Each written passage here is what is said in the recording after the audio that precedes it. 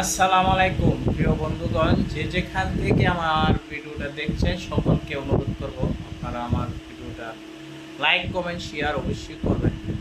তার পাশাপাশি আপনাদের কাছে অনুরোধ রইল সাবস্ক্রাইবার অবশ্যই করবেন।